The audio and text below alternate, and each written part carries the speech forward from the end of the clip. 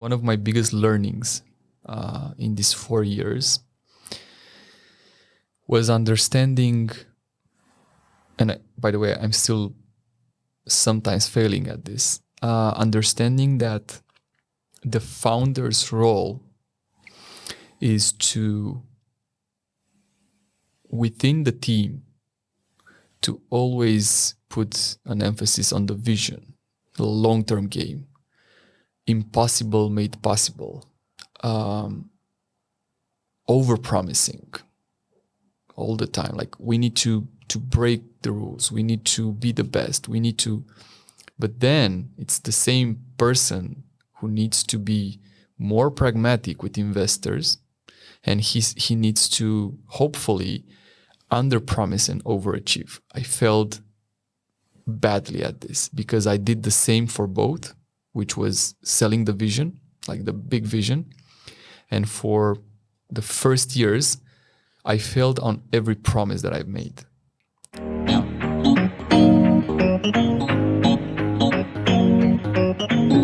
Welcome to Sweat, Tears and Equity, a podcast by Fortech Investments, where we discuss the untold truths of funding and funding startups. Our guests are founders, investors, and other players from the ecosystem who learn these valuable lessons the hard way. They share the things that they wish they knew earlier about the challenges that lie in this journey, the things that no one prepared them for, so you and other founders can navigate this bumpy road successfully. So Bogdan Nicoară is the CEO and founder of Bright Spaces. It was really cool that I heard how many times you actually tried to do business in terms of projects, because I've heard that you started since high school. Yeah. And during your, journey, you actually managed to come into more than 20 projects. And for me, that was like really interesting and cool, because you need to be truly resilient and you need to believe in your vision. And what I wanted to understand is how do you keep that mindset of overcoming, struggles, and run through 20 projects until now, until Bright Spaces? It just amazed me. First of all, thanks for having me. It's always a pleasure to try to share relevant stuff with other people. But I'll be blunt with answering this. It's I had no idea what I was doing. So throughout those 24 projects, the first ones were obviously done because I liked being involved into different kind of activities that were different and more engaging than the usual school and going out. Plus, I realized quite early, it was 14, 15 years old, when I realized that you could do something that brings someone value and you can get money out of that. My parents were both employed at that time. So it wasn't something that I got from my family, but their attitude was always that of doing more. So they were really, they were and are my examples, because they always try to do their job at the with the best possible outcome. And I realized that, okay, that can work perfectly if you're employed and get a good career out of that. But what if you do it directly? So you take out the intermediaries, sort of. So I started doing really, now seems still silly stuff, but making money out of it. For example, the first thing I've made money out of was drawing graffiti for money.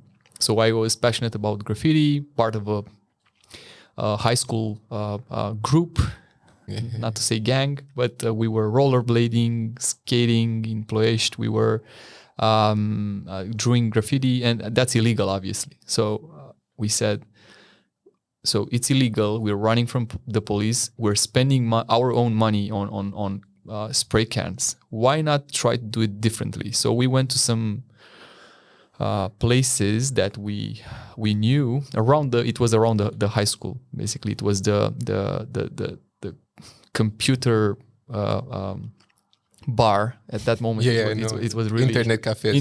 Cafe. and we drew the outside and the inside, and we got money for that. And then it was a bread factory and shop.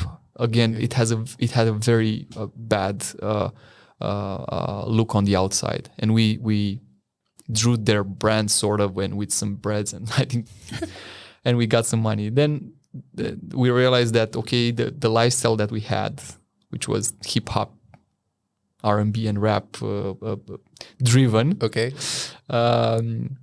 So we loved that. We were dressing with baggy clothes, but baggy clothes in Romania at that moment meant just getting larger size of your pants and t-shirt or hoodie, because you didn't have the brands that we saw in all the music videos on MTV and VH1. So we said, okay, let's learn to do that. We knew how to draw, so we went into a clothing design workshop for some weeks to understand how to literally create clothing. Then we chose a small factory, small material suppliers, and we sort of created a brand of baggy hip-hop clothing here, but it wasn't a company. Yeah, but it's so cool and interesting. And just to frame it a little bit, I guess this was happening back in the early 2000s or 90s, late 90s. Yeah. And I think that everything that you guys did organic just mimics a business at the end of the day, because you were doing branding. Yeah. You were making your own clothes. Yeah. And you were going towards monetizing something that was illegal. And all those things are internal in you. And just like you mentioned, I guess you inherited from your family. So that's something interesting to look at from the point of view of a businessman, right? It is interesting with my family, because after that, so when I was finishing high school, so going to university, my mother was already an entrepreneur. So she was employed, but then she started her own company in the same domain, so consultancy in regards to HR and risk assessment and stuff like that. But she tried other stuff too. So she tried at some point to get together with two partners, a banking franchise, which you would think it's something big, which is not. It was very easy to get into. It was the moment when foreign banks came to Romania and started creating their networks, so they were franchising that. She realized the offices, right? Yeah, the offices. Okay. So it was a very small investment, but it was a lot of work. It didn't work out for her, so she went. She went out of that partnership quite early. But I remember I was in high school and I was working with her when I could, with my sister, to understand what's happening there. So it was quite organic, and since that moment happened, she's been an entrepreneur. My father is more like, let's say, a freelancer now. So he is very specialized in audit and QA, QC at industrial level. But he's working as a freelancer, so not quite an entrepreneur, but still very, I would say he has his sort of freedom, but he's very disciplined with that. So he's using it the right way. Yeah, I think you're right. And I had a lot of examples. If I think about it, it might not seem that it came from the family, but the roots are definitely there. I was just looking to pinpoint what are the skills that you actually need and how do you get to them? Because sometimes you inherit them, you see them in your family, around your group, around your friends, and they inspire you. Sometimes it comes out of suffering, and you become a strong person due to all that hard context. Especially here in Eastern Europe, we see that a lot of times. But it was really, for me, it was really interesting to hear about that number. 20 plus projects. I mean, it takes a lot. It actually takes a lot. It takes a lot of courage, and and facing failure, I think that's another point that's really important. We always hear about keeping the vision and keeping the course and being positive and optimistic and all that, but grassroots, it's not that easy, and not anyone can actually be a entrepreneur or a startup founder. You actually need some skills and also some emotional, readiness, or I don't know how to call it exactly. I think you have those two skills, and if you would like to choose one that actually helps you manage to go through that process, to overcome all those milestones in those projects, what would you say that skill is? That's not an easy question. I was just thinking about what you said earlier about the suffering, and I was thinking just the other day. I was talking to my wife. We have a baby boy, so he's 3 years old, and you cannot stop comparing. Even if you want to, we're in touch with all the new stuff regarding parenting and stuff. But you look at your kid and you look at other kids, and you see good stuff, and you see some stuff that you would probably like to change and so on. But something struck me. It was about my childhood, and I've been very fortunate. So I had no big problems with my family. I had no big challenges. No big challenges. I mean, we went through a period when my parents had very bad financial situation, but they still did everything they could for us. And that was so, I think, encouraging. So they were getting loans just for us to get good food and clothing and stuff. I don't know how many people would do that. You would be surprised. Yeah. That's something that it was tougher for them. They didn't put it on us at all. So what I realized is that I asked myself about this thing in particular. Was there suffering in my past that made me resilient in the current days? And the truth is it was, but it wasn't external. And I realized that I was always more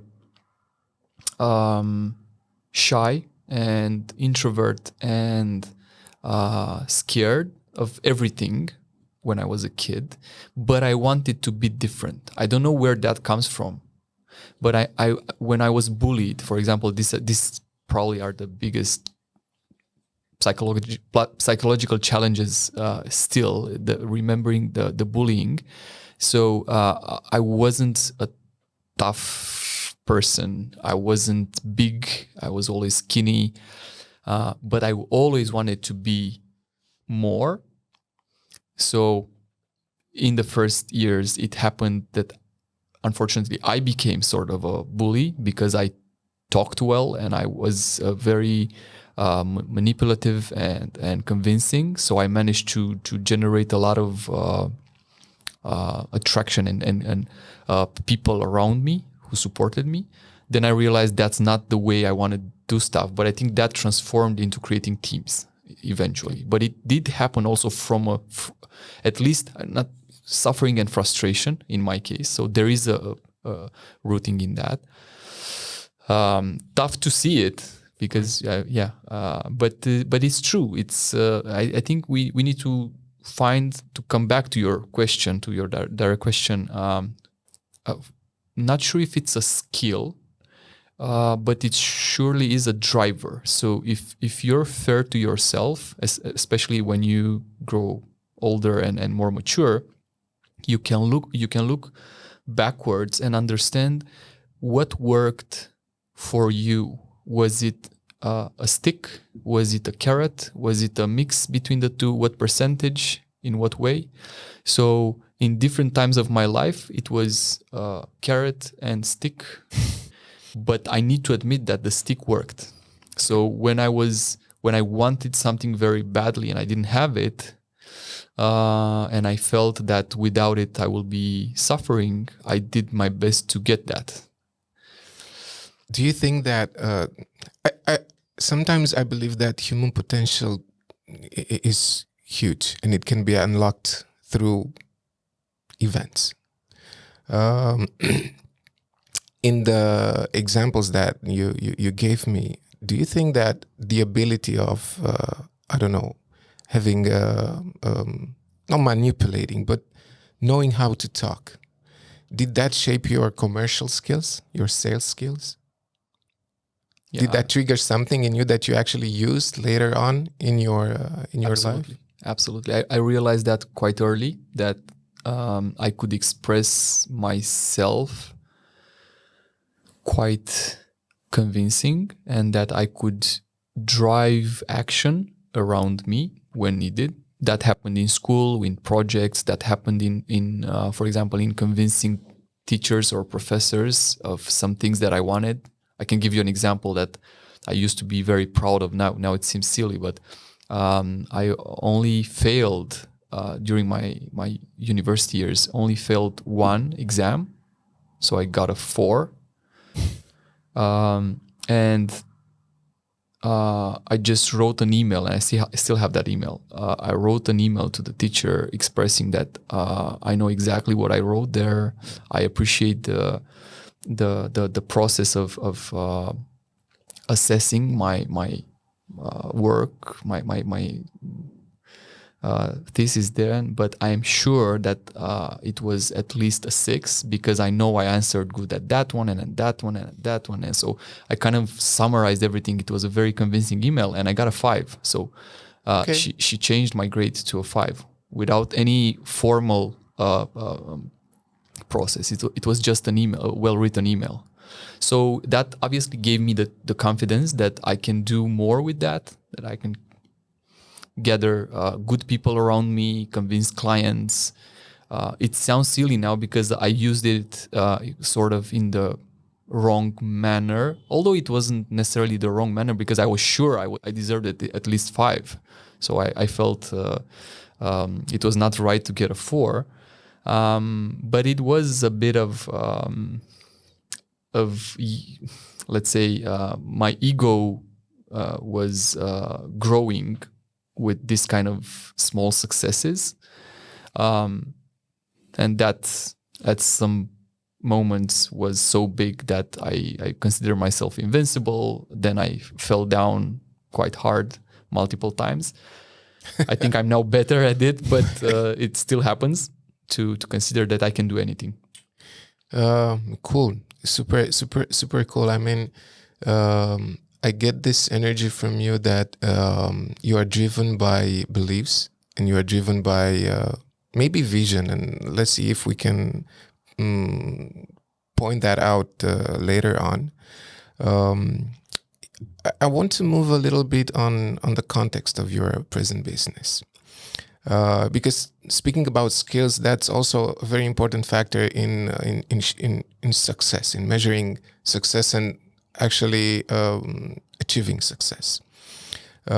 You are a startup in a not so technical, let's say, context or industry, at least here in Romania.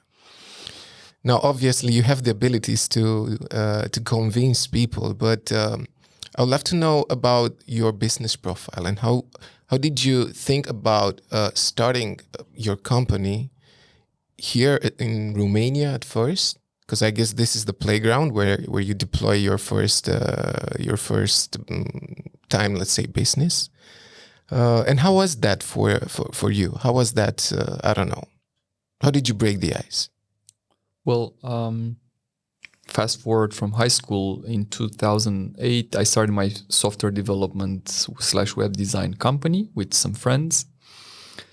Fast forward 2008 to 2019, we were recovering after a very tough time with bad managerial decisions. So we had some debts, but we were recovering out of that when an opportunity came. One of my friends said, okay, you should participate in the first PropTech hackathon organized in Southeastern Europe. I said, no, that's silly. We don't think that real estate is ready for technology. They're doing just fine. They're growing. He said, you should go there, especially because you're working with some technologies that they would need. He was mentioning the 3D part that we were already using in other types of projects. He said, okay. We went there. We did what we knew to do very well from the agency, which was understanding the current needs, the asks, and putting tech on top of that. It's always a matter of, I always say this, it's a matter of doing three stuff with technology, and I think with business in general. It's bringing them more money, especially if you're B2B. So I'm referring to B2B and especially enterprise. Bringing them more money, optimizing costs and other resources, and awareness or vanity, or putting them in front of their competition. So we knew how to do that as a process. We went to that hackathon. We chose the leasing challenge. We won that. We won the main event, and I had an aha moment when I said, this is it. We've been trying in parallel with the agency to support other ideas, other projects. Everything failed because we were trying in parallel. I think the universe is trying to tell us something. It's the moment to burn your bridges and your ships and to just go with this one. No matter what happens, just go with this one and you will end up somewhere better, but focused on just one industry. And initially we thought one product. Now we are multi-product, which is better for us, but it's still very focused. So we started Bright Spaces in 2019. We gave ourselves April to September, October, we gave ourselves two quarters to sell what we had in the agency to pay the debts. So we sold our portfolio and part of the team. So we placed part of the team to ZTech. Okay. So we ended that. We managed also to go to a lot of pitching events. So we raised our pre-seed round, 185,000 euros from Sparking Capital, Grouceanu and Ilinca Păuna as an angel. So we chose some real estate angels, obviously, because we had no real estate knowledge at that moment. It was the only way to do it. So we kept three of our colleagues, myself, my partner, Andrei, the CTO and co-founder. And it was like that. So it wasn't such a big, from my perspective, it wasn't a big vision. It wasn't a big idea. It was something like we saw, and we saw the opportunity. The biggest asset class in the world, real estate, is the least digitized. We saw how we sparked interest in just 48 hours. We managed to convince not just to win the challenge, there were 6 challenges, but also the main event with an national and international jury. So big companies, really big companies. And we said, we can do this. We can do it in 4 or 5 years. We can create a global company with a huge success, a unicorn. We have a unicorn right here. So it wasn't like that. So 4 years already passed. We're not a unicorn. We're still on that path, but it will take another 7 to 10 years probably because of how slow the market is going. But it's going there. Okay. Did you, by the way, about the market, did you realize at that time when you had the aha moment and you said, okay, this is it, this is what I'm going to focus on. Did you have in mind that, especially in this type of industry, there's it's really economical driven and you have highs and you have lows. And that obviously will impact your business. Did you look at that before you started and before you thought about deployment? Absolutely not. No. We had no idea. So it was only the trigger for you at the end of the day was the fact that it was less digitalized than other industry and it was a huge one? It was, so what we saw was that it was a huge one. It was missing an elementary thing, which was pre-visualizing future spaces. We were doing that well enough at that moment. There was not a lot of competition, almost at all. So very, very scattered. All the competition was at our level or just one step ahead, not 10 steps ahead. So if I consider my thought process at that moment, our thought process, it's very similar to how VCs look at it, early stage VCs. I had no idea it was like that. But we looked at the market potential. Okay. We looked at the team. Is the team able to execute on that? We looked at competition. Is it a very crowded vertical or not? We looked at like initial steps, and we had the winning of the hackathon, and we could monetize that somehow.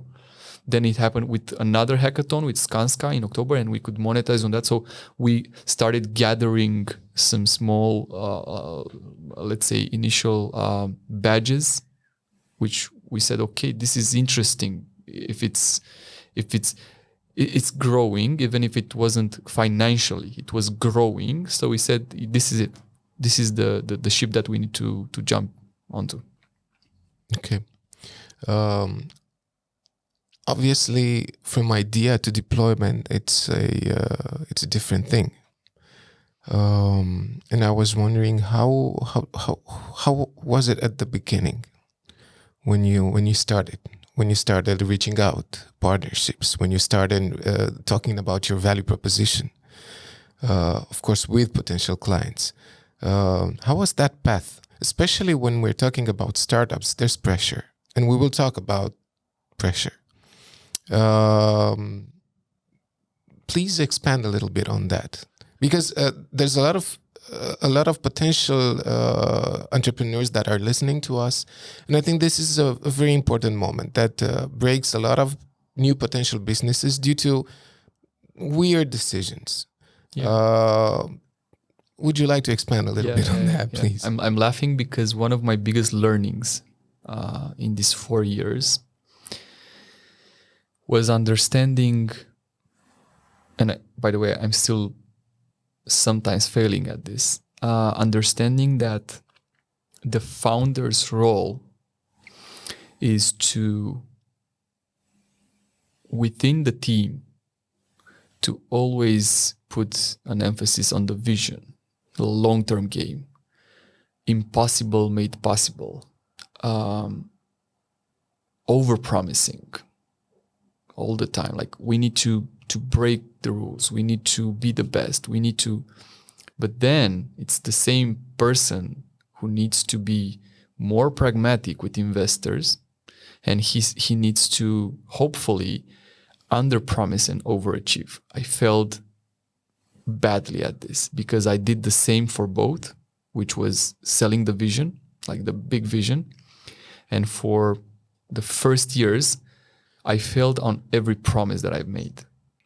Now, if you look at it, all the promises were extremely big. So the business didn't fail. I failed in front of my investors, and that was probably the biggest let's say setback for myself. I last year was really tough on this part because I felt that I failed them, even though the business was running well, and we still grew 2 times, but I promised 10 times.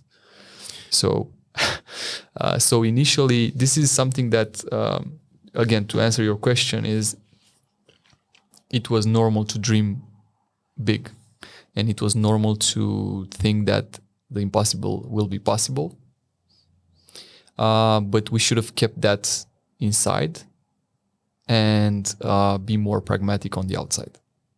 That's a very valuable lesson, and I would like to touch a little bit on 2023. Yeah, you mentioned it was a very hard year.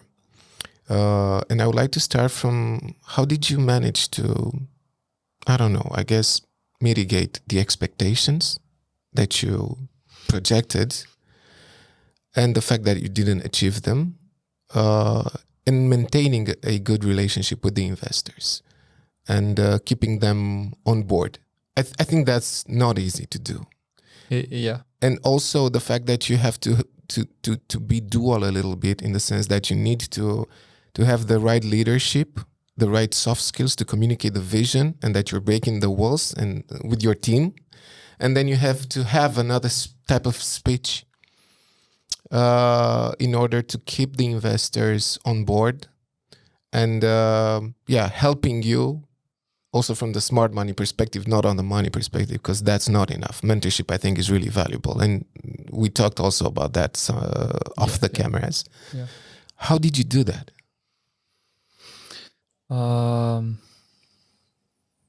Don't know exactly how I did it. I just know that when times were rough, I did have some of them, not all of them, but some of them supporting us no matter what, because they knew us as people, they knew us as a team, they knew us as results, but from the inside. So they were quite close, and they were encouraging, and they were saying, okay, so you learn your lesson. You need to be more pragmatic. Now let's get back to execution. So you don't need to stay there for long when it's dark. So I always had coaches, advisors, mentors around me, and most of them from the investment part. And that helped a lot. So one advice would be to, if you can be very close to your investors, because it's a long-term commitment and journey. And then when I realized this, I just did this with all of them. It worked perfectly with the majority, maybe not with all of them, but I said, okay, this is it. So we wanted 10x, we didn't get 10x. We just got 2x, which was great in a downturn, but from the promise to the achievement, it wasn't that great. And we said, let's reshape everything and make it so that we from now on, we're more pragmatical and in touch with reality. So let's look at the business plan again. We needed to go through a contingency plan. So we dropped costs with 40%. We needed to we lost some people in the process. So it wasn't easy, but it was the right thing to do, because the company is way healthier now. And it wasn't easy, and support was very, very important. And the team, what can I say? The majority of the team is still here. Okay, so I guess this is what they mean when VCs look at the team and the people, because the bets are on the people, and it gets real when it gets real. Yeah.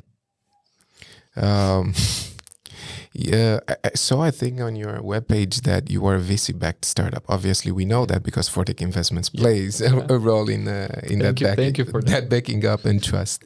What's the difference between the VC path and a non-VC path? Startup? Yeah. Well, it depends on what you're doing. But right now, in the current market, with all the sub-markets moving so fast and iterating so much, I would say that the VC mentality starts to be deployed into everything. Even if you don't call it that, you will see a lot of very traditional businesses right now who are getting angels, and not your traditional tech angel. I'm not referring to that. People with money getting a fraction of the company, so not majority of the company, to support that for the future. Even if that business cannot scale to unicorn, it can only scale locally, and it can. But the mentality of the VC is getting is spill over all over the business environment, and the differences were bigger 10 years ago. 10 years ago, you could choose to have either a lifestyle business or something with few people giving you a good salary on the long run, loving what you do, and that was it. You could do VC tech because it was only tech in VC at that moment, or you could try to do something locally or regionally that could scale, like a production industry, but you needed partners with money at that moment. But in the majority of cases, whoever had the money had the majority of the stake. And I think now it's different. So imagine anything that you want to do, like if you want to do the best ice cream right now, and you have good recipes, and you have charisma, and you can generate your first location in your neighborhood and good ice cream. Then, because everything is so easy to copy right now, if someone who has a bit of money or a bit of knowledge to get some money from other people, maybe some friends in some marketing agencies, they can do that right away and scale faster than you and deploy 3 or 5 and close you. Yeah, so that's why you will see, even in hospitality, even in food, a lot of small companies getting money from angels, some even from VCs. Because in order not just to grow faster, but not to die, you need funding because others are doing that. So I think it's a peer pressure. So I think the differences between VC-backed or non-VC-backed are getting smaller. If you look at companies who are not VC-backed and big right now, it's okay. They lived in other times. I'm just talking about what starts right now. Okay. So I believe from an entrepreneurial educational perspective, I think we should be in all universities and even high school and so on, teach kids and young entrepreneurs that this type of support, so smart money, which means a fraction of the company is being given to someone for capital and knowledge, can be adapted to almost everything. But it needs to be patient capital, not like in tech, where in 7 years you need to generate an exit. It can be for 20 years. Sure. I actually read something interesting that's linked a little bit to what you said, that we need to set up capital since we're from the moment that we're born. And I heard about like around 7,000 euros if you have, or dollars if you have, and then put them in the market until you reach the age of 60. That amount will reach to around 1 million. Okay. Just invested, you know.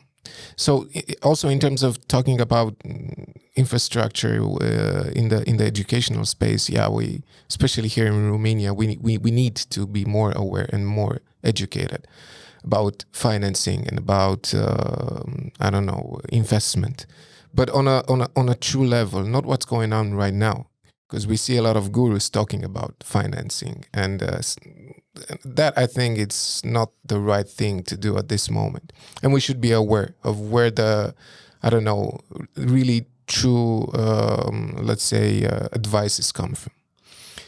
Maybe there's a not a single rule, like maybe there's something for someone, that's so some guru appropriate for some type of investor.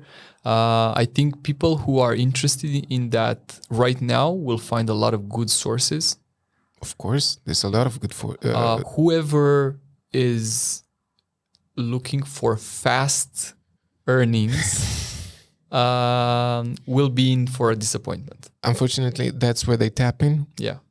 Making money fast, and we already know that making money fast is not something so generic. It's really hard. You were able to align VCs and angels in a manner that's really cool for Romania. Did you plan that ahead? Yes and no. Meaning from the first round. So the way we envisioned the first round of funding, when we wanted to exit the agency, we said, okay, we failed a lot of projects, so 20 plus projects, because we tried to do it our way, the way we saw in the media, like entrepreneurship in parallel, multiple businesses, and so on. So we failed, and we said, okay, if we failed with everything until now, or mostly fail with everything until now, the way to start Right Space is we need to think differently. So we went back to the drawing board and to 101 of VC-backed companies. So I've read all the well-known angels and VCs locally and internationally, and Silicon Valley's blogs, how they're looking at stuff. And one of the first lessons that we got out of that was it's not common in a pre-seed round to have VC. It's usually just angels But it's even more uncommon to have a mixed group. Like in our case, it was an early stage VC, Sparking Capital, a group of angels, but not just some angels put together. It was a very like an institutional group of angels, Growceanu, and Dilin Capăun as an individual angel. So we had from the first round 3 types of investors with different sort of thesis and with different things to bring to the table on top of the money I'm referring. So Sparking had already LPs, so we could tap into their LPs, especially in the real estate. Growceanu had angel network. Adi is a real estate person. Ilinca is a real estate person, but also entrepreneurship academy. So we looked at all the things that we could get out of that. And I think we did a good job in mixing that. We could have probably just gotten Sparking and one angel, or just Sparking. It was possible. But we said we need to make it a mixed round. And after we saw how successful that was for us, we just scaled that. So at seed round, we got 2 Western European funds, Axelio and Pi Labs, follow on from our existing investors, but also another big group of angels, especially real estate people. Most of them doing their first investment. So they weren't the regular tech angels, but they were interested in what we were building for the real estate industry. And now in our 3rd round, we managed to bring other funds like Fortech, like Helen's Rock, like Clearance in London. So new funds. But again, it's a very mixed, very, very diversified round. And I think for us, that went extremely well. I know there are rules that said don't break your cap table too much. We didn't yet have any problem with that. It might be, but there are multiple ways of handling that when that situation can arise. We're discussing actively with Series A investors, and nobody had any problems with our cap table structure. So I think the mixed rounds are the future. Nice. Would you say that there were no problems with the cap table because of that mix and the value that the mix brought in terms of growth? I think there was no real problem with our cap table because everyone came with additional value. So we selected whoever joined. So not that we selected, because it wasn't a startup market. It was still an investor market. But we managed to bring together the people who believed in us, the product, the vision, the market potential. So they are always very interested in helping. And I love that. So I get phone calls out of our normal reporting and meetings and the normal process. I always talk to investors and they're trying to help. They see a post on LinkedIn, they immediately say, okay, I think I can help you with that, or do you need help with that? And so it's really good to have this pool of relevant people and knowledge to tap into. I don't want to play devil's advocate, but if you flip the coin, so this is the good side, but in your process of growing and expanding your business, will it be challenging for you to manage discussions with a mix of stakeholders? Would you say that would be, I don't know, a little bit difficult? Well, I think every period in time in the lifespan of a company has his way of interacting with your investors. Right now, we need a lot of help yet. So we're very happy that this happens, that we have a lot of conversations with all of them. I'm talking about in total some tens of people. So if you put the all the funds plus the angel groups plus the LPs that we have access to some LPs, it's a lot of. I'm not talking to everyone, but I'm open to talking to everyone. So I never said no to anyone, and I think it's the right thing to do. And now after Series A, after Series B, I think I haven't been there, but I expect things to change because the structure of the decision-making process will be changed. Right now we have an official board, which is light. So it's just 3 members and 1 board observer. So that's really easy to handle from that perspective. Everything else is because both parties want that to happen. In the future, that might change from the time perspective, but I think everyone will be happy to have invested into a successful company that reached a certain level. And okay, we're not talking to them as much as we did before, but it's growing. They have the new US VC as a lead in Series A, so they're on good hands. I don't see that as a problem. Sure. I wanted to ask you that because you need to manage a lot of stakeholders, and that's not something easy. And it doesn't matter the stage that you are in. When it comes to dealing with people, you know how it is. There's a dynamic to all that, but it also comes back to the skills that you have, and I think that you're doing a great job. But it also suits you really well. There's something that I also want to touch on a little bit, also because I have a background in startups, and I understand the importance of the team and the importance of the company profile. And we were talking about defining what you are. Are you a product-driven company? Are you a marketing-driven company or a sales-driven company? I would like to know, in your story, of course, when did that awareness came to life from your perspective? When did you realize that's important in terms of how you're choosing your team and how you're choosing your deployment tactics and all that? And how did you discover that, let's say, eureka moment? And if it's of course, and do you think it matters when it comes to building new companies? Yeah, it matters a lot. We realized that too late, not too late, but very late in the process. Only last year, I think, it was really embedded into our new strategy. Why this matters is because if you believe you will build a company, so a tech startup, where you will have 2 years to be in stealth mode in R&D, to work with a team of 5, 7, 10 people, not talking to anyone, just building on the product. And then in 2 years, you'll have a Steve Jobs presentation moment on a big stage where you'll present your product. I think that rarely happens.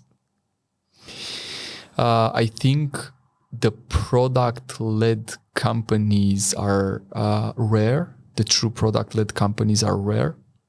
They usually happen with serial entrepreneurs with successful experience in startupping and with exits. So they know exactly how to overcome the initial struggles. So they have cheat codes, let's say, because they are already 40, 45. You will see this in US a lot. How fast it is for some founders to get to a really good position with a new company because they know the drill. And I think the majority of early stage startups, especially in Eastern Europe, will be sales driven.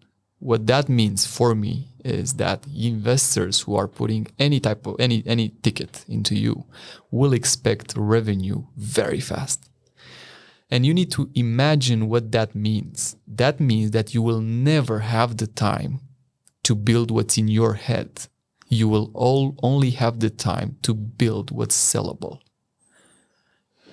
That's a bummer for the majority of founders because we want to create great products, shiny and with big chunks of deep tech and so on, when the market is only ready to buy simple stuff. So you will be disappointed that you need to do stuff that's more simple, easier to sell, but you have the fiduciary duty to your investors to grow the MRR, to make them to multiply the valuation of the company until the next round comes. And I think you need to understand that. So for me, now it's clear how it should be handled. It wasn't clear 4 years ago. I had no idea how it will be. But it's very clear that depending on the market you're starting in, depending on the market that you're targeting, depending on the initial team skills, on the money that you have or don't have and you need additional funding, how you will be in that pressing need to sell the product or not. Because that will drive your entire strategy. Would you say that when you need to internationalize your business, that's a little bit of a problem, especially when we look at the Romanian startup landscape? We've seen struggles in this area. I guess now having a mix of investors at your side, that would be helpful. But how do you do the transition? Not sure that there's one recipe to suit all. A lot of investors will tell you aim for another market from the beginning, and that will be easy. In our case, it was Romania and the UK because we were part of PyLab's acceleration program. So this brings me to a suggestion, an advice. Make sure that you get accepted early on into a world level, a global level accelerator, because that will open some stuff that you won't have locally. So if you can go for, even if you cannot aim for international investors from the beginning or clients, but you can aim for accelerators. The only thing that you need to provide for that to happen, of course, the pitch should be good, the team should be good, the market should be big enough, but you should be able to articulate your product and your solutions and your future strategy as a global product. So you shouldn't base your assumptions or only on what you see locally. And that's the tough part, because you only have access to that.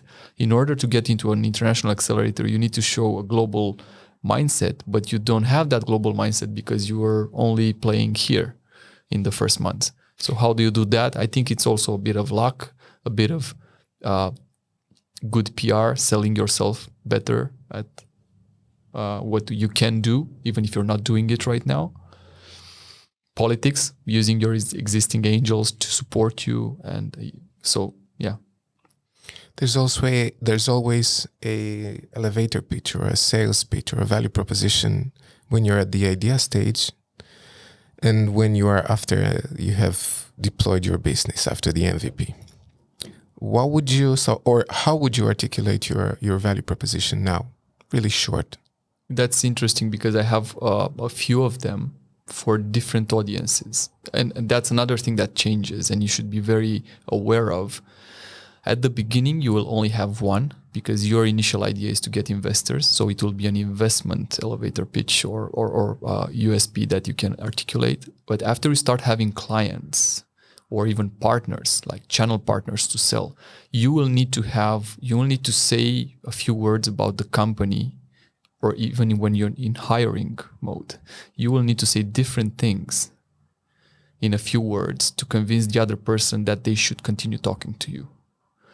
So my question would be for you, for whom? Who am I talking to? If I'm talking to an investor, I can tell you. If I'm talking to a potential client, I will tell you a different thing that I'm saying. If you were to look at the core of what you're doing, who would you address with the value proposition, and what would that value proposition sound like? Well, right now for us, the most important thing is obviously getting new clients.